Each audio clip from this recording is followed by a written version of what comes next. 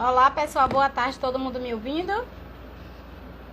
Monique, beijo.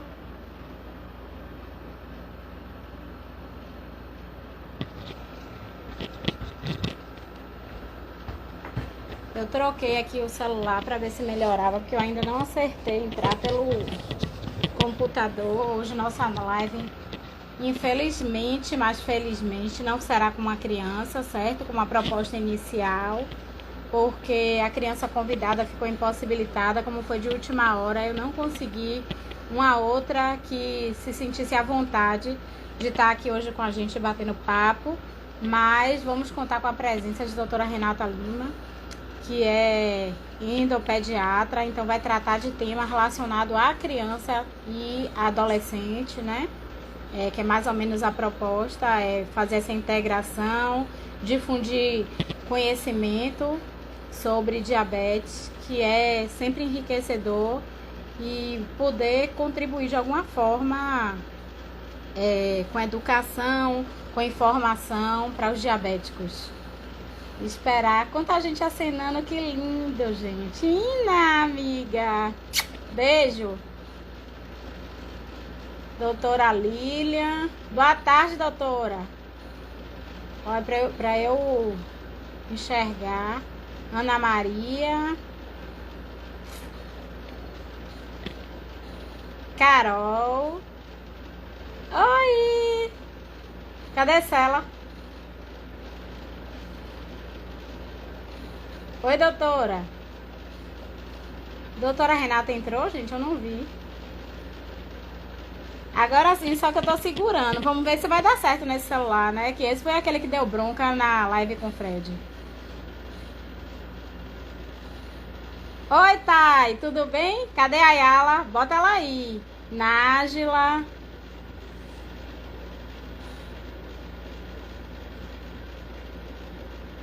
Val, Rejane. Oi, Rejane.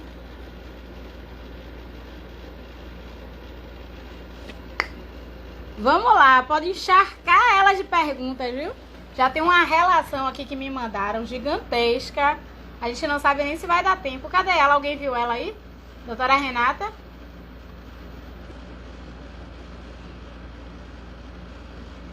Cadê você, doutora? Manda uma mensagem aí de novo. Deixa eu ver lá, peraí. Ela disse que solicitou aqui. Ah, tá aqui. A doutora Renata. Aceita aí, doutora.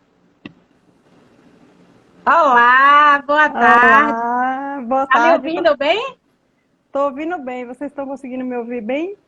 Eu tô. O pessoal tá ouvindo bem, doutora Renata? Responde aí. Entrou. Deixa alguém responder, doutora. Eu tô ouvindo bem. Estão ouvindo? Pronto, estão ouvindo. Então vamos lá, vamos Ótimo. apresentar a doutora Renata. Ela é endopediatra, trabalha em inúmeros lugares. Se apresente um pouquinho, doutora. Oi, como Lari falou, sou endocrinopediatra. Eu atualmente sou membro do departamento científico do Departamento de Endocrinologia da Sociedade Brasileira de Pediatria. Sou preceptora da residência médica de endocrinologia e atuo como endocrinologista assistente lá no Hospital Aliança e no Hospital Santa Isabel. Muito bem. Então, eu estava explicando aqui, doutora, no início, que eu não sabia se você tinha entrado ou não. Não sei se você chegou a ouvir. Estava explicando que até tinha te convidado para participar e assistir com a gente, que a nossa grande proposta é fazer difundir a informação, né? De uma forma as mães que estão entrando nessa jornada compreenderem um pouquinho do que se trata de diabetes, como são os Sim, tratamentos, e as crianças ficarem interligadas nessa realidade e desmistificar algo que vai fazer parte do dia a dia de cada um, né? De uma forma sim, tranquila, serena, sabendo caminhar nos pequenos vamos dizer, tropeços, né? Que a gente vai, mas a gente ganha, a gente vence o tempo todo. Ó, um monte Com de gente, certeza. doutora Renata top. Ó, então vamos iniciar. Tem Já vi algumas alguns perguntas pacientes aqui. minhas aí. Desde do iniciozinho que estão mandando aqui, doutora Renata, top, top. Olá, meninas, Renata Lima. É competência nesse Nesse assunto, ó. assunto. Maravilha! Ah, que bom. Ótimo. Obrigada pelo Doutora carinho de Renata vocês. tá com as crianças, com as adolescentes. Vamos lá. Tem um monte de pergunta aqui para fazer, para a gente Hum, fazer esse link e poder esclarecer de uma forma de um bate-papo. Peraí. com certeza. Vai ser excelente nosso bate-papo hoje à tarde. Caio, mande um beijo, Bom, Caio. a primeira pergunta que me fizeram, né? Depois a gente vai batendo papo em torno disso. Qual a conduta Certo. terapêutica que você recomenda para bebês e crianças diabéticas? Por quê? Olha só, hoje em dia tem aumentado muito a incidência de diabetes em bebezinhos, né? E o tratamento mais adequado, o tratamento padrão ouro nessa faixa etária, é o uso da bomba de insulina, porque através da bomba a gente consegue dar microdoses e consegue controlar, prevenindo hipoglicemias nessa faixa etária. Mas, infelizmente, a bomba de insulina não é acessível para todas as crianças e, atualmente, o que a gente tem disponível, que é o que a gente usa, é o tratamento com as análogos de insulina. Então, a insulina ultra lenta e associado com a insulina ultra rápida, né? Usado através de canetinha, certo? Porque a gente pode usar uma agulha de 4 milímetros bem pequena para poder, que é mais confortável nesses bebezinhos, né? Que tem a pele tão sensível. Mas o tratamento ideal de escolha, a indicação, inclusive da Sociedade Brasileira, é o uso de bomba de insulina pelas doses tão pequenas que a gente precisa nessa faixa etária. E na canetinha, a menor dose que a gente consegue fornecer é meia unidade, que às vezes, mesmo meia unidade, se torna pouco para um bebezinho. Se torna muito. Se torna muito, se torna muito. Então a gente não É, consegue fazer doses menores e, com as isso, e canetinhas. nesse muito, doutora, pode provocar algo muito sério, que são as hipoglicemias, né? As hipoglicemias, deixa eu Exatamente. fazer a pergunta que complementa, né? Ajuda a complementar. O que é mais sério, a hipoglicemia ou a hiperglicemia? Falhou. Peraí, gente, que volta.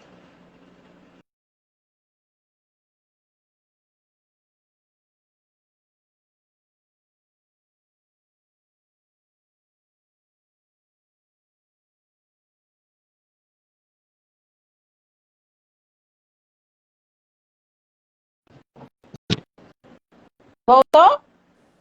Voltou, Caiu, voltou. caiu. Foi a Foi, minha ou foi caiu, a sua, voltou. Lari?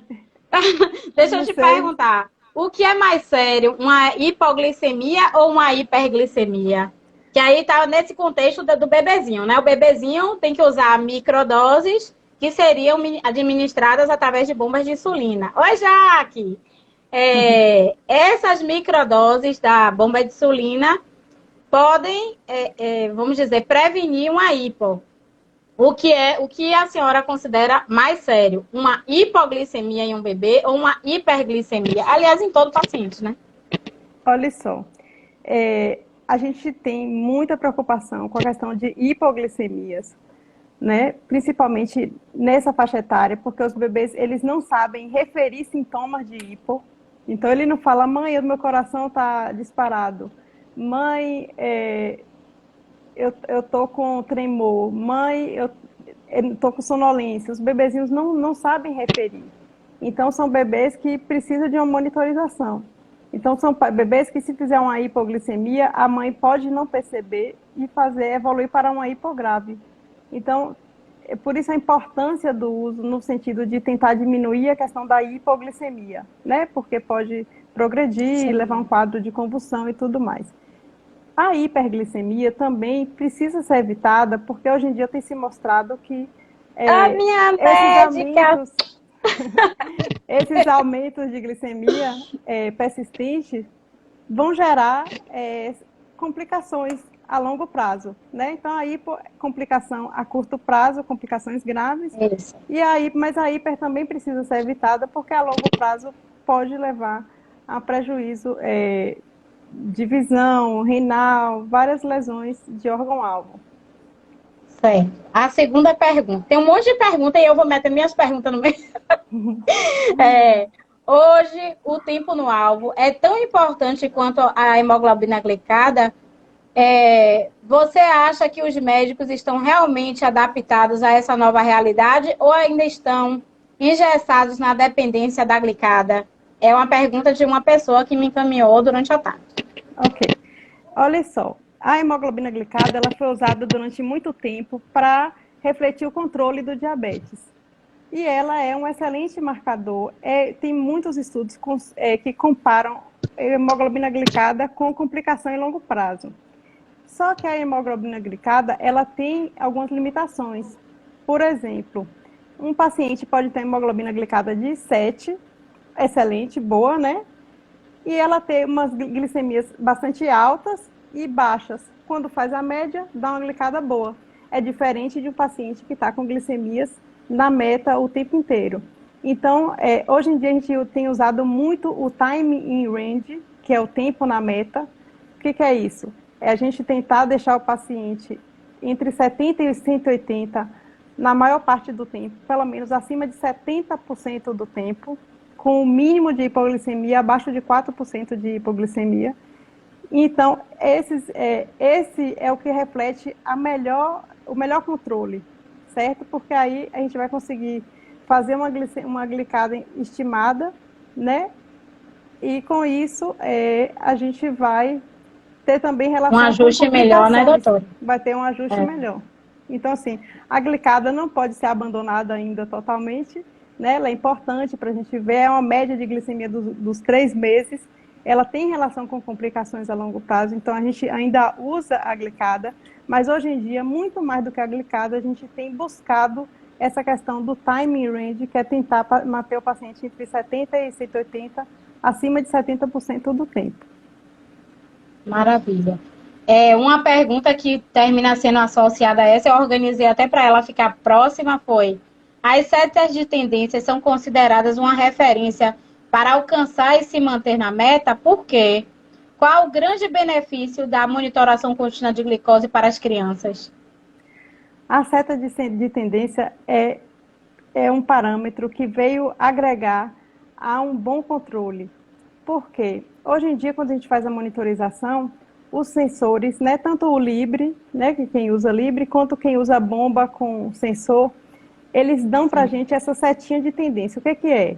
Se a glicemia está subindo rápido ou abaixando rápido, o sensor vai mostrar lá uma setinha para cima, ou 2 para cima, 3 para cima, que está subindo muito rápido. A mesma coisa para baixo, 1, 2, 3 para baixo, descendo rápido. Então, essas setas de tendência são muito importantes para um bom controle, porque a gente vai identificar, o paciente está com 3 setas para baixo, então a gente já vai recomendar, olha, você associa um carboidrato de absorção rápida, porque se você não fizer, sua glicemia está 90 agora, mas com 3 setinhas para baixo, daqui a um tempo você vai ter um risco de fazer uma hipoglicemia, está despencando. Então, hoje em dia, tem inclusive um consenso que foi feito sobre setas de tendência pela Sociedade Brasileira de Diabetes, justamente com tabelas orientando o paciente o que fazer em cada situação dessa. O que fazer quando está estável, o que fazer se está subindo muito, se está descendo muito. Se está subindo, você pode usar a sua quantidade habitual de carboidrato e fazer seu bolos que você já faz habitual. Se está descendo muito rápido, então a recomendação é que você ingira carboidratos, né, de absorção rápida para prevenir a hipoglicemia. Se sua seta está para o lado, beleza, fique tranquila que pode manter a sua dose habitual de insulina. Então, hoje em dia, é importante, tem que se usar com critério e com cuidado essa questão da seta de incidência. As mães, inclusive, instintivamente já usam. Ela já fala, doutora, quando eu vejo que a seta está para baixo, eu já dou a glicemia. Já dou glicose para ela, já antecipo a refeição. Então, as mães já usavam a seta de tendência. E isso aí, com certeza, corrobora para um melhor controle. Com certeza ajuda bastante na tomada de decisão quando você vai fazer a sua correção, os seus bônus de Excelente. correção. Eu De chamo, sabe refeição. como é que eu brinco, doutora? É que eu sempre falo na linguagem bem chula, bem popular. Eu chamo Sim. de. É como se fosse um cano transparente que vocês, profissionais médicos, conseguem Sim. enxergar como é que tá, se tem muito A açuquinha lá descida. dentro, Tá, se o tá açúcar descendo tá nas rápido, subindo bordas, rápido. Exatamente. Ajuda bastante. e Então, a vocês seta de conseguem tendência ajudar. é Isso. muito legal. Doutora Carol que diga, a problemática. Tem uma perguntinha aqui, se a acantose nigricans, se pode ser um indício de diabetes. A acantose nigricans, que é aquele escurecimento no pescoço, certo? Que Sim, às vezes a sim. mãe fala assim, doutora, eu esfreguei e não saiu, não é para esfregar. Ele é um marcador de resistência à insulina. O que significa isso? Quem tem esse sinal, ele tem mais tendência a ter diabetes, mas o diabetes tipo 2, tá certo, gente? Então, esse sinal, que chama acantose nigricans, está relacionado com a obesidade, com diabetes tipo 2. Então, quem tem, é importante que a gente dose a insulina, porque essa pessoa ela é um candidato a desenvolver o diabetes tipo 2. E a gente consegue, se a gente conseguir identificar precocemente, a gente pode tratar e prevenir até que a criança evolua para um diabetes tipo 2. Mas não tem a ver com o diabetes tipo 1, certo? É um marcador de resistência à insulina. É uma pergunta que não está aqui, certo? Mas eu vi recentemente em grupos e eu gostaria de fazer sobre a questão do coronavírus. Algumas mães em grupos mencionaram, porque como eu sou diabética também, eu participo de vários grupos que tem várias mães. E aí eu vi que algumas mães mencionaram que após o quadro da virose do coronavírus, que a criança teve, que ela, pouco tempo depois, surgiu com o diagnóstico de diabetes. Há alguma vinculação? Comprovação, creio eu que não haja, que não há dados para isso. Mas há Olha, alguma vinculação? Eu posso falar a minha parte e a senhora ultimamente, explicar? Eu acho que sim. olha só, foi lançado no New England recentemente, né, uma nota sobre isso, de que o Covid pode estar funcionando como um tiger, como um disparo para fazer Disparo. com que a pessoa desenvolva o diabetes, certo? Mas a gente não tem ainda como dizer essa correlação, mas tem estudo sendo feito nesse sentido, em buscar responder essa resposta. O Covid causa diabetes tipo 1, a gente tá buscando ainda essa resposta, mas há indícios de que isso possa realmente ser real. Teve uma Mas sabe. pergunta de... Ah, sim, Ah, pode falar. deixa eu só fazer um comentário sobre isso, né? Do meu achismo. Meu achismo mesmo, eu não sou médica, não sou da área, mas assim, quando minha mãe descobriu, e existe muito isso, pode vir através de uma virose. O coronavírus não deixa de ser, é uma virose, né? É uma virose possíveis agravamentos ou não, a depender do indivíduo que seja contaminado. Sim, Mas, e né? o pâncreas já foi mostrado que ele tem receptor para se acoplar com, né, a molécula do vírus. E isso pode ser Sim, um fator desencadeante, sim, mas a gente ainda sim, está na fase de estudo para tentar estabelecer uma relação causal entre Covid sim, e sim. diabetes. Mas a gente A tem minha veio depois de percebido uma gripe.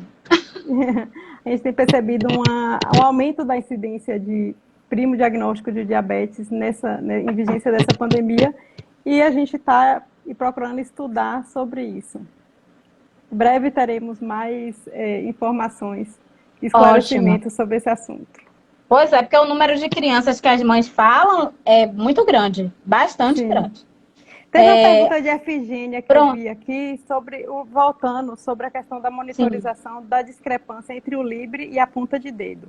A gente tem que entender, gente, que a ponta de dedo, a gente está medindo a glicemia capilar, certo? O Libre, o sensor de glicose, mede a glicemia intersticial. Então, são coisas diferentes. Existe um delay entre a glicemia capilar e a glicemia intersticial, certo? Esses sensores cada vez mais estão mais modernos e mais calibrados no sentido de tentar equiparar uma glicemia com a outra, certo? Serem equiparados. Mas pode acontecer de haver uma diferença, tipo assim, você mediu, deu 80 na ponta do dedo e deu 110 na glicemia capilar no sensor. Isso aí pode acontecer, certo? E o que a gente tem que ter em mente, quando você percebe essa tendência, a mãe já fala, doutora, eu já sei, toda vez que eu meço no sensor que tá, eu somo mais 30 pontos, porque eu já sei que o sensor dele é assim, certo? Mas o mais importante do que isso é você usar a seta de tendência, tá certo? O mais importante não é a glicemia tá 80 ou tá 100, é se essa glicemia está estável, ou se ela está caindo ou está subindo. Porque quando a glicemia está caindo ou está subindo, a glicemia capilar, o sensor ele pode não detectar adequadamente. Tanto que a gente orienta as mães. Se tiver uma glicemia muito baixa ou muito alta no sensor do Libre, é importantíssimo você fazer a ponta de dedo para você poder se basear na sua glicemia, saber o que é efetivamente. Uma pergunta aqui que foi ela já repetiu aqui, ó. Crianças DM1 pode ter resistência à insulina? Olha só, como a gente está na vigência de uma pandemia de obesidade, certo? Cada vez mais a gente tem visto DM1 em crianças obesas, tá? E aí, o que acontece? A obesidade, ela é um fator de resistência à insulina. Então, a gente pode acontecer de uma paciente com diabetes tipo 1, sim, ter resistência à insulina. E pode acontecer a gente precisar, inclusive, associar uma medicação, tipo a metformina, ao tratamento da insulina por conta do quadro de resistência à insulina. Então, a resposta é, pode acontecer. Certo. Uma quarta pergunta, não vi mais nenhuma pergunta aqui na tela. Quarta, por que é importante ter as tiras para medir cetona no sangue? Precisa ter em casa? Pronto. É muito importante o paciente que tem diabetes ter fita de cetona em casa. Por quê?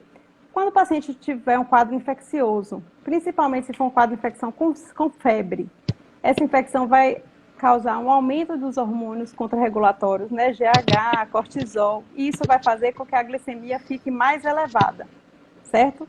Com a glicemia mais elevada, pode ser que a dose de insulina que a pessoa está tomando não seja suficiente e a gente precisa aumentar. E às vezes a família não percebe isso e não aumenta a insulina. Então, essa insulina insuficiente pode fazer com que a criança evolua para um quadro de acetoacidose. Então, é muito importante você ter, porque quando você perceber que as glicemias estão altas persistentemente, você vai dosar a cetona no sangue, que a cetoacidose justamente é isso, o aumento de cetonas no sangue. Então, o ideal é que se tenha, assim, insulina de cetona, principalmente de cetonemia, porque tem duas opções, cetonemia e cetonúria. Mas a cetonemia, ela é melhor, porque a cetona que é medida na cetonemia é o beta-hidroxibutirato, que é o que se aumenta na cetoacidose. E certo? Como é que faz isso, doutora? Só para completar e para esclarecer. Qual é a diferença e como são esses dois exames? Olha só, a cetonúria você vai medir a quantidade de cetona na urina e a cetonemia certo. No sangue, certo? Ah, certo. Só que certo. a mais fidedigna é a do sangue, porque em condições normais, o acetoacetato e o beta-hidroxibutirato, são iguais, 1 para 1 no sangue, mas na cetoacidose tem um aumento do beta-hidroxibutirato, que a gente consegue medir na fita da cetonemia do sangue, certo? Certo, na urina, certo. O que a gente mede na urina é o acetoacetato. Aí o que acontece? Às vezes a gente mede o acetoacetato, está aumentando, está mais alto, e na verdade é porque está transformando o beta-hidroxibutirato em acetoacetato. Então, eu nem sabia que ainda existia a tirinha da urina, porque sim. Eu sou nova, mas na minha época, época do diagnóstico, lá atrás, eu fazia falando na urina. Sobre história de diabetes, antigamente a glicemia, a glicose era medida na urina, né? Isso, exato. Não existia a medida da glicemia da sanguínea, ponta de dedo, mas não sou também tão antiga assim não, media a ponta de dedo. Aí hoje em dia a doutora Carol Olha, e você vem sabe o que eu tava aumentando. rindo e assim? Ela mandou, Sim. ela tá perguntando se eu sei responder a pergunta da cetoacidose de ter a tirinha em casa. Eu não sei não, doutora. Não É sabia não. muito. Então a resposta é, se possível.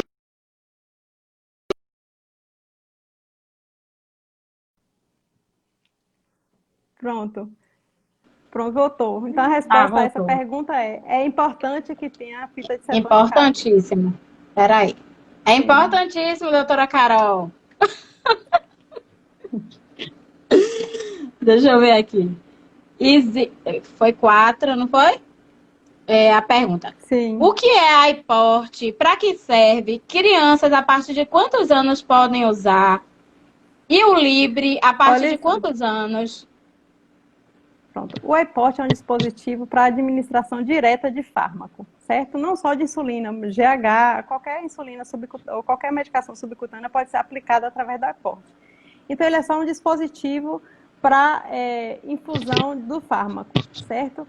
Então, ele fica ali, fica uma cânulazinha, que é tipo um tubo flexível na pele, embaixo da pele, e aí a criança não precisa ficar tendo que ser furada várias vezes. Você aplica a insulina através do iPort. Ela está liberada para qualquer idade, bebezinho recém-nascido, bebê, lactente, adulto, idoso. Não tem restrição de idade, certo? E assim, é uma qualidade de vida, né? Que ao invés de você receber 5, 6 furadas em um dia, você vai receber uma furadinha a cada 3 dias. Então é muito bacana o iPort. Ele tem um limitante que é o custo, é um pouco caro, mas vale bastante a pena. E o Libre, Deixa eu ele fazer é uma liberado. a Sim. pergunta só do iPort, que eu já vi no grupo também. No iPort, que é esse conector, é possível tomar a basal e a ultra rápida? Excelente pergunta. Você pode usar qualquer uma das insulinas, mas quando você for usar, você usa primeiro sempre a rápida, certo? Certo, E certo. depois você usa a basal. Então, sempre você usa primeiro a rápida, Ah, bacana. certo? E lembrar também que nele fica 0,2 unidades na cânulazinha que fica no subcutâneo. Então, se a criança usa uma dose muito pequena, tipo meia unidade, vai ficar ali naquela cânulazinha na pele 0,2. Então, você tem que complementar com Ah, soro para poder interessantíssimo, é. empurrar mais um pouquinho para que a dose seja correta. Mas ele tem que ser trocado a cada 3 dias. E o local de aplicação dele são nos mesmos locais que a gente toma insulina, né? No braço posterior, na barriga, na nádega e na coxa. É como padrão mesmo, né, doutora? E Sim. perguntaram a idade do Libre, que eu entendi Ó, assim. E o Libre, a partir de quantos anos? o Libre é liberado em bula a partir de 4 anos, certo?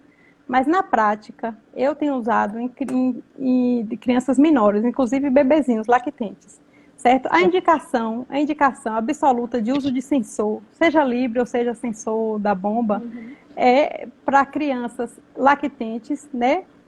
E pessoas que têm hipoglicemia assintomática. Então, se você não percebe sua hipoglicemia, é importantíssimo você usar um sensor, porque o sensor vai identificar a sua hipoglicemia, certo? Então, assim, na bula está liberada a partir de 4 anos, mas na prática nós temos usado em crianças menores. E tem sido uma ferramenta muito Sucesso. importante de controle e tem tido correlação, inclusive, com a pontinha de dedo também, entendeu? Então, funciona bem. Mas se você for ler na bula, está escrito lá a partir de 4 anos. E tem a novidade, né, que vai chegar o Libre 2, já foi aprovado pelo Maravilha. FDA nos Estados Unidos, e o Libre 2 tem uma vantagem muito legal, é que ele emite sinais de alarme Ah, quando a maravilha. glicemia está muito baixa ou muito alta, mesmo que o paciente não escaneie. Então, se você Ah, está com o legal. Libre e sua glicemia começa a baixar, você estipula lá, ó, quando estiver abaixo de 70, me avise. Baixou abaixo de 70, mesmo que você não tenha escaneado, o Libre vai emitir um alarme para poder te sinalizar que você está com a glicemia muito alta e muito baixa. Muito legal, a gente Maravilha. está na expectativa aí É, da chegada. com fé em Deus chega rapidíssimo. Eu vou Sim, pular a 6 e a 7, porque lá em cima, quando foi feita a pergunta da bomba, eu acho que já completa, que aqui é a bomba de insulina é um tratamento bom para a criança, porque já está respondido. Existe algum requisito? Se caso não esteja, quem perguntou, por favor, Pode fazer a pergunta de novo, né, doutora? E a Sim, outra é estamos assim, aqui para existe, isso. existe algum requisito importante para usar bomba de insulina? Olha o meu tocando. A partir de que idade é possível usar a bomba de insulina? Esse a gente falou? Não, Acho que vamos falar não. agora. Não. Olha só, não existe uma idade para usar bomba de insulina. Nasceu, pode usar, não existe uma idade mínima. E as crianças menores de um ano são crianças que se beneficiam muito dessa terapia, certo? E tem sim requisitos para se usar uma bomba. A pessoa para usar uma bomba de insulina, ela tem que estar disponível a se monitorizar 4 a 5 vezes no dia. Ela tem que estar disponível, ela já tem que estar em uso de múltiplas doses de insulina, ou seja, já tem que estar usando análogo de insulina, ou seja, já está em um tratamento intensivo, certo? Precisa saber contagem de carboidrato. Então não adianta, eu quero usar a bomba, porque acha que a bomba vai fazer um milagre e vai mudar Não toda a sua existe terapia. milagre. Não existe. Você precisa aprender contagem de carboidrato, certo? Precisa saber contagem de carboidrato, porque você vai ter que informar para a bomba, eu estou comendo 40 gramas. Se você está informando, vai comer 40 e comer 60, a bomba vai calcular em cima de 40. Então, sua glicemia não vai ficar bem controlada. Então, é um paciente que tem que estar bastante estimulado a cuidar do seu diabetes. Então, tem esses requisitos da parte do paciente. E tem as indicações, a Sociedade Brasileira de Diabetes lançou recentemente o consenso, né, o posicionamento sobre as indicações. Então, a primeira indicação, criança abaixo de 7 anos. Primeira indicação de uso de bomba, que usa uma dose de basal baixa. Segunda indicação, hipoglicemia. Então, se o paciente tem uma hipoglicemia grau 2, o que é grau 2? Abaixo de 54, acima de 2 vezes por semana, então esse paciente tem indicação de usar bomba de insulina. Se tem uma glicemia grau 3, hipoglicemia grau 3, o que é isso? Glicemia, qualquer valor que seja, mas que precise de terceiros para você se recuperar, ou uma hipoglicemia associada à convulsão, já é outra indicação de uso pela sociedade. E a terceira indicação é o fenômeno do amanhecer. Eu não sei se vocês já perceberam que a partir de 4 horas da manhã começa a subir a glicemia, né, por conta dos hormônios contrarreguladores. E o que acontece? Para a gente tratar esse fenômeno do amanhecer, a gente tem que dar uma dose um pouco maior de insulina basal nesse horário. Com as insulinas atuais, lentas, elas são lineares, não tem como aumentar nesse horário. Então, para aumentar a insulina basal nesse horário, só através de bomba. Então, são as indicações: hipoglicemia, fenômeno do amanhecer, e crianças abaixo de 7 anos têm indicação já pelo posicionamento da Sociedade de Diabetes. Já que a gente estava falando de insulina, eu vou lá para o fim, que tem uma que é assim. A Fiasp é indicada no tratamento de crianças. Qual a diferença entre ela e as outras análogas de insulina? A Fiasp pode ser usada na bomba de insulina, substituindo a outra insulina? É tudo sobre a Fiasp, né? Certo. Então, a Fiasp, ela é uma insulina que foi lançada agora em junho, lançada, assim, começou a comercializar aqui no Brasil a partir de junho, né, desse ano. É uma insulina ultra rápida, né? Ela tem um início de ação entre 2 minutos, entre 2 e 5 minutos após a sua aplicação. E ela tem indicação já em bula para crianças acima de 1 ano, certo? Então, é um análogo ultra rápido que pode ser usado em crianças acima de 1 ano e tem indicação, sim, para o tratamento da criança, inclusive no uso de bomba. Já tem alguns estudos mostrando, né, sobre o uso de bomba, o uso da Fiasp na bomba com uma excelente resposta. Respondi, Lari? Respondeu. Não, tenho. Aqui é outra pergunta. Qual o tempo de duração da lua de mel em uma criança? Dr. Crésio, que é ele tá presente. Meu eterno professor que está aqui, eu acho que ele está aqui presente. Ele está presente com a gente. Na época que eu era residente, há alguns anos atrás, eu lembro que quando ele ia fazer a educação do paciente, ensinar a gente a educar o paciente, Ele falava assim, ó, diabetes, ou lua de mel, é igual a nossa lua de mel mesmo. Tem gente que dura uma semana aqui na ilha de Taparica, acabou a lua de mel, quem é pobre. E tem gente que dura um ano em Paris, lá passeando na sua Eu lua de acho que eu mel. duro a vida toda na lua de mel. Ah, pois é. Então, assim, não tem uma resposta, porque as crianças, porque isso é variável. A lua de mel vai depender do quanto de reserva Muito. pancreática. O que é lua de mel? Que assim, o paciente abriu o quadro de diabetes. O pâncreas dele está 70%, 80% comprometido, não produz mais insulina. As células estão desgastadas, né? Aí eu começo a dar insulina. Aí o que acontece? O pâncreas dá uma respirada. E algumas células começam, as células beta-pancreáticas começam a produzir insulina. Então, tem a insulina que eu estou dando e a insulina que o paciente está produzindo. Então, as glicemias começam a ficar normais e, às vezes, hipoglicemia. Então, nessa fase de lua de mel, é uma fase que o paciente tem um excelente controle. Algumas mães, até a gente tem que advertir, porque algumas mães pensam, poxa, foi Ficou curado, ele bom. não precisa, ficou bom. Porque eu já tive paciente de suspender a insulina totalmente, certo? Mas tem que deixar em alerta que isso é uma fase transitória. Com o passar do tempo, aqueles anticorpos que agrediram o pâncreas vão novamente agredir o pâncreas e não vai mais produzir. E a criança normalmente não volta a ter uma segunda lua de mel. Mas a duração é variável, né? Como eu falei, tem criança que dura um mês, 2 meses, até um ano, depende do quanto que ela ainda tem de reserva pancreática. Uma pergunta de uma pré-adolescente aqui, deve ser a mãe. A mãe. Quais os desafios de controlar a glicemia nesse período, no período de transição entre a infância e a adolescência? Olha só, quando a criança começa a entrar na adolescência, começa uma fase de maior resistência à insulina. Então, a adolescência é uma fase que a gente habitualmente já precisa tomar mais insulina.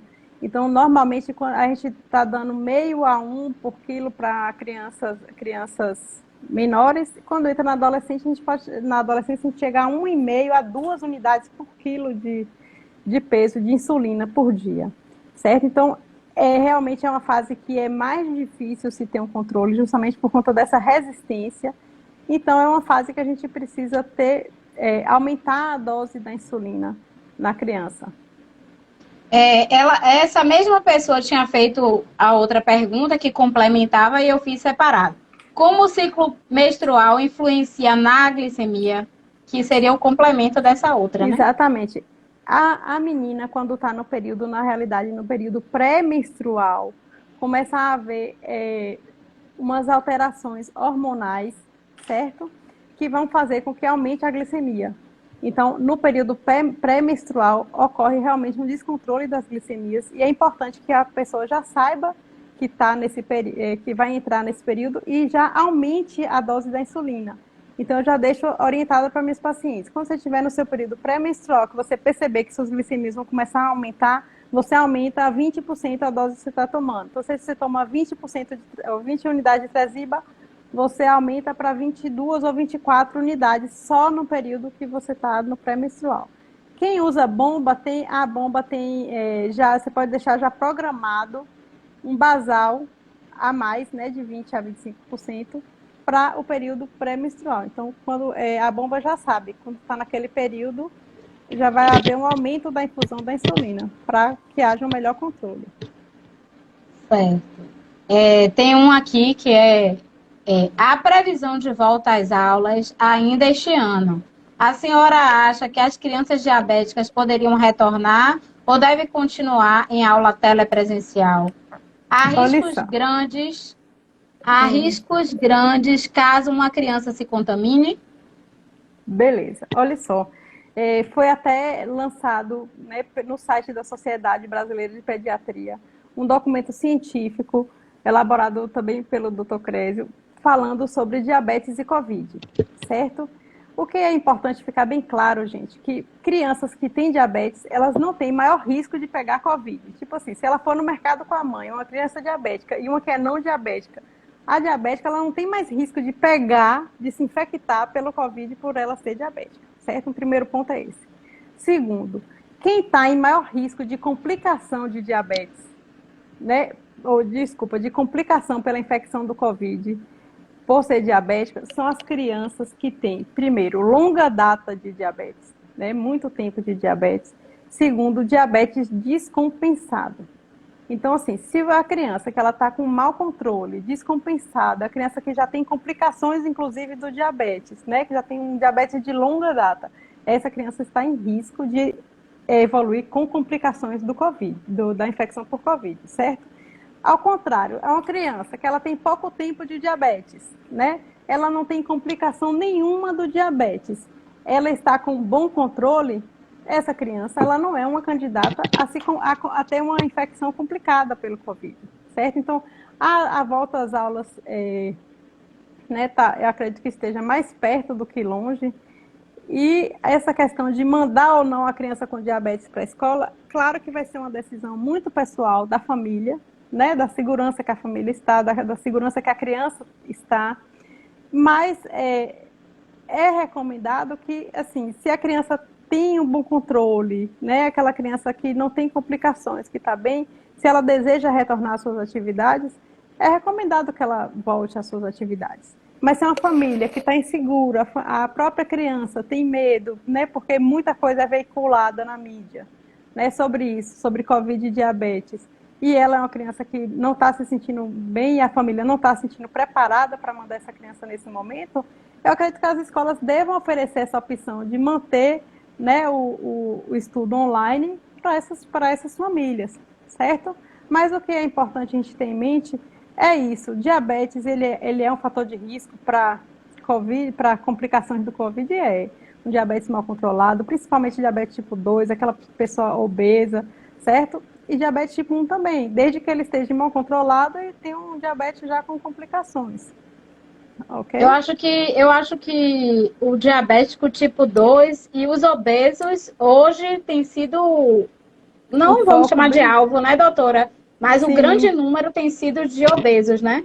Inclusive, Exatamente. Eu tenho uma amiga nos Estados Unidos, uma que eu fiz a live até, ela falou, aqui o índice grande é de obesos, né? Quem se contamina e tal. Diabéticos a gente não ouve muito falar. Até ouve falar, mas o que a gente tem visto, saiu bem. Tem tido muitas pessoas que têm evoluído, principalmente em adulto. Em criança a gente vê menos isso, certo? Mas em adulto, eu não tenho experiência com adulto, eu não trato adulto. Mas o que eu tenho visto de experiência de colegas é que os pacientes têm evoluído com hiperglicemia durante a internação e com hiperglicemia importante, com necessidade de dose alta de insulina, inclusive com cetoacidose, certo? Então, a infecção por Covid, e eles saem do hospital com necessidade de manter insulinoterapia. Então, assim, ainda é um campo que está aberto, que precisa de muito estudo ainda para a gente tentar estabelecer essa relação, certo? Em relação ao diabetes. Muito bom, doutora. Obrigada. Uma pergunta eu até deixei para o fim. Existe algum chá que pode ajudar no controle da glicemia? Qual? Olha só. A gente está falando... Isso tudo são mães de crianças diabéticas, certo? Então, eu estou repassando as perguntas de mães de crianças diabéticas. Certo. Olha só. O uso de chás, isso tudo faz parte dos mitos da questão do diabetes, certo? Atualmente, e tem se veiculado, as pessoas se aproveitam para poder ganhar dinheiro em cima, né, da doença da pessoa. Então, promete dietas milagrosas, chás milagrosos que curam o diabetes. Então, na realidade, não existe um chá que vá curar, não existe ainda a cura do diabetes. A gente tem buscado cada vez mais, né, um melhor controle, uma qualidade de vida para os pacientes, né, cada vez mais, e inclusive se buscado o pâncreas artificial, né, a cura do diabetes, células-troncos, muita pesquisa tem sido feita nesse sentido de cura de diabetes. Mas o que eu tenho hoje, agora, 2020? Nós não temos ainda a cura. E esse uso de chás não são recomendados, inclusive eles podem ser prejudiciais. Já tem alguns chás que podem fazer comprometimento hepático, comprometimento renal. Então, assim, não são indicados e não são efetivamente a cura do diabetes. Então, é tipo assim, eu tomei o chá, melhorou minha glicemia. Certo, se você tomar água, bastante líquido, você vai fazer xixi, sua glicemia vai baixar. Então, seria nesse mesmo raciocínio. Aí as pessoas já começam a achar, olha, o chá de berinjela, chá de É, chuchu, chá da casca de insulina sagrado. o Então, quiabo. tem muito. E chá, água de quiabo.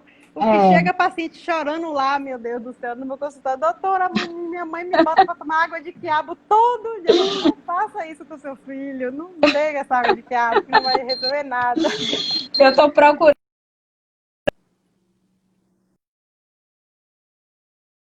um negócio aqui. Eu tô Teve procurando aqui uma uma. pergunta aqui de É Carol. da célula-tronco. Nossa, teve uma pergunta aqui de Carolina Bucão, parece, um complemento, né, sobre o miau miau. O miau miau ele ainda não é ainda regulamentado no Brasil, mas eu tenho vários pacientes usando e o miau miau ele se acopla no Libre e funciona como o Libre 2 que eu comentei, né, que tem os alarmes, né, de hipo e de hiper. O miau miau ele faz essa função também de alarmar para os pais quando a glicemia está baixando muito, ou está subindo, ou tem um determinada faixa de glicemia. Eu ia até fazer essa pergunta, eu vi a doutora Carol falando, e eu queria te perguntar, o Libre 2, ele vai ter o sistema de nuvem também? O Miau tem. A gente fica mandando para as médicas, não é legal? Olha, Quando alarma aqui, alarma lá. O Libre, ele tem um sistema de nuvem, certo? E recentemente foi lançado um aplicativo chamado Libre Linkup, que você pode conectar o Libre do paciente com 20 celulares. Então, da família. Não é Maravilha. usado para a gente conectar com o médico, senão o médico endoida, porque a gente vai ficar recebendo o tempo inteiro a glicemia do Eu tô mesmo brincando paciente. com você. Não pode fazer, apesar de que eu vou confessar aqui que eu tenho uns pacientes que me adicionam no Libre. São uns bem bombásticos. E Acho que a doutora Carol vai me são bem acoplar ela. bombásticos. Então, assim, você consegue, por exemplo, a mãe está trabalhando, o pai está trabalhando e tá a criança com a babá. A babá escaneou ali, essa glicemia automaticamente vai para o celular da mãe e vai para o celular do pai. Então é bastante Uma bacana maravilha. isso aí, porque os pais conseguem ter uma tranquilidade maior, né? Eu acho que acabaram essas perguntas, mas eu queria da célula-tronco. Pergunta aí, Adele, de novo, copia e cola aí, que eu não estou achando aqui. Era bem bacana a pergunta, aí foi passando. Eu disse, não, eu vou conseguir chegar nela e não consegui. Meu filho tem 6 anos e rejeita alguns alimentos, faz barra às vezes, fazem o possível para ele comer certinho, mas sente fome a todo instante. Eu não entendi a pergunta, como é o nome dela? Boutique Sara, eu acho que é Sara. Não sei, eu não entendi muito a pergunta, não. Mas é boutique alguma coisa. Deixa eu achar a Deli. Pode refazer a Talvez assim, ó, pergunta? eu vou ver se eu consegui entender o que ela falou. O filho dela sente fome toda hora. O que é que isso aí pode ser? Isso aí pode ser que ele não esteja com a quantidade de insulina adequada. Os sintomas, quando a gente abre o quadro de diabetes, não é fazer muito xixi, beber muita água, comer muito, perder peso. Então a pessoa come muito porque tem muito açúcar no sangue, mas está no sangue, não está na célula. Precisa da insulina para botar esse açúcar na célula. Então, quando a criança tem diabetes, já tem diagnóstico e começa aquela criança que está sentindo fome o tempo inteiro, pode ser que a gente precise ajustar um pouquinho essa dose de insulina dele. Essa glicose pode estar na célula ou estar no sangue e eu precisar de mais insulina para botar essa glicose aí na célula. Eu estou falando assim, uma possibilidade. Sim, Não sei se foi isso que ela sim. quis dizer, tá certo? Peraí, cadê ele? Ele perguntou aqui, acho que é Pedro. Vê aí, doutor, acho que é Pedro que perguntou alguma coisa das ilhotas. Pedro. Vai acabar. O que tem de avanços na terapia de células-tronco? Foi a Adele. O que tem de avanços na terapia das células-tronco? Fala sobre as dores de insulina após a adolescência. Poderão ser diminuídas? Não entendi a terapia, avanços da terapia das células-tronco e alguém falou sobre dores das insulinas na adolescência. Deve ser na hora de administrar que sente dores. Olha só, a terapia de células-tronco é uma coisa que está em pesquisa. Tem um grupo em Ribeirão Preto que trabalha muito com isso. Inclusive, eles captam alguns pacientes adultos, né? Tem que ter uma idade mínima lá para poder entrar como, como cobaia, como voluntário, né? Para o teste nessa pesquisa. Mas é uma coisa que assim, ainda está em fase de estudos. Não é uma coisa que é amplamente disponível para qualquer pessoa. Não tá uma coisa, não é ainda uma indicação estabelecida, um consenso sobre isso. Está em fase de estudo ainda. É a Certo? questão da insulina, fui eu que li errado. É sobre as doses de insulina. É sempre Sim. crescente as doses de insulina Ah, na sim. adolescência. São as doses de insulina na adolescência. Eu Olha vi, só, Carol, eu que li errado. como eu falei, na adolescência é comum, é muito comum que a gente precise aumentar a dose da insulina. Porque eu tinha falado no início, eu não sei se a pessoa pegou essa informação, a gente na adolescência tem uma resistência à ação da insulina. Então é comum precisar aumentar essa dose durante a adolescência. E a dose de insulina durante a vida, o bebezinho, né? Bebezinho, 1 ano, 2 anos, ela vai aumentando durante a vida. Por quê? Porque a insulina é pelo peso. Então, a criança vai crescendo, vai ganhando peso, então é normal que a gente precise ir aumentando progressivamente. Por isso que é importante um controle de perto, né? Uma Com certeza. assiduidade, as consultas, para a gente ir fazendo esses ajustes de acordo com o peso e a idade da criança. E na adolescência, por conta dessa resistência, é muito comum que a gente precise aumentar as doses de insulina. Uma pergunta aqui já está acabando, mas a gente vai responder e a gente vai se despedir, porque senão a gente vai cair, doutora. Sim. Duas perguntas. É normal a glicemia cair 24 horas depois da atividade física? Sim, a atividade física, ela ajuda bastante no controle, é um dos pilares do tratamento do diabetes. E ela abaixa a glicemia, não apenas durante o momento que a pessoa está fazendo a atividade, mas isso aí, a atividade física pode refletir várias horas após.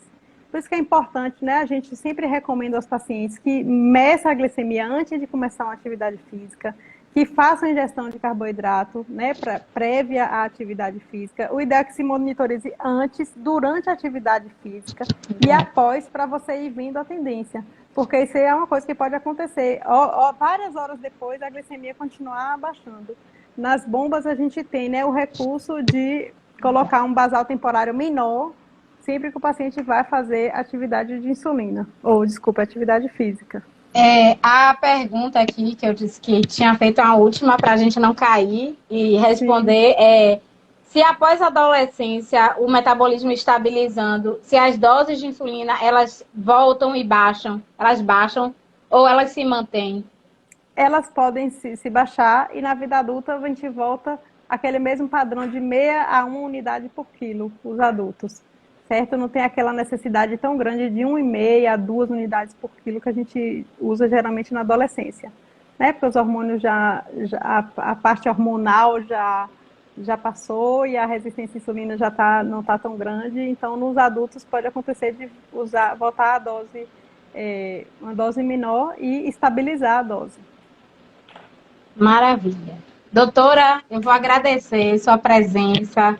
Acho que todos ficaram muito satisfeitos, estão aqui dizendo, foi muito esclarecedora a live, muito produtiva, nós amamos, eu amei. Ai, que Vou bom. agradecer imensamente a sua presença, te convidar para outras e outras e outras. Cada vez a Ah, gente puder ajudar, difundir a informação, isso é importantíssimo. Desmistificar nos pais, nas crianças que podem assistir, querer interagir, né, com a gente. Eu sou diabética também. Doutora Renata, ela é endopediatra, tem vasto conhecimento nessa área aí, então pode ajudar todo mundo. E estamos aqui à disposição de todos. Muito obrigada, eu Caroline que. Bucão, minha médica Ah, presente. Doutor Clésio, muito obrigada. E todos os nossos amigos que estão aí batendo palmas e agradecendo. Eu que agradeço a oportunidade de estar falando desse assunto. É um assunto que eu amo tratar. Gosto muito de cuidar da criança com diabetes. As residentes já falam, lá, já vem doutora Pâncreas, doutora Renata Lima Pâncreas. Porque o pessoal já me associa ao diabetes. Então, realmente, eu tenho prazer no que eu faço, tenho muito amor e gosto de tratar, e acho que é por isso que dá certo. Né? Quando Com você faz aquilo certeza. que você gosta, não tem como você não ser bem-sucedido nisso que você faz. Com certeza, doutora, Eu com agradeço certeza. a oportunidade de estar aqui falando um pouquinho com vocês, tirando algumas dúvidas. Né? Foram bastante dúvidas aí, foi muito legal a live, bastante Tem muito mais, participação. cada vez que eu participo dos grupos, eu vejo dúvidas, dúvidas, dúvidas, mas como a gente condensou um pouquinho foi quase de meio-dia para cá, né? A gente conseguiu se Sim. falar. E aí começaram a mandar dúvidas, eu fui anotando para perguntar aqui na live. Mas muito Ah, obrigada, eu também, muito embora eu seja diabética desde pequenininha, eu gosto de poder ajudar com a minha experiência, né? Trazer um pouquinho da minha realidade, poder trazer experiências minhas, falar um pouquinho, trazer profissionais que podem ajudar e trazer as crianças para falarem, para se soltarem, verem que não tem bicho papão e que a gente vence tudo na vida. Tô com aqui, ó, de bem com a certeza. vida alegre, né, doutora? Muito obrigada, viu? Um beijo, bom fim de Ok, semana. um Obrigada, beijo, pessoal. gente. Até a Tchau, próxima. tchau. Beijinho. Tchau. Tchau.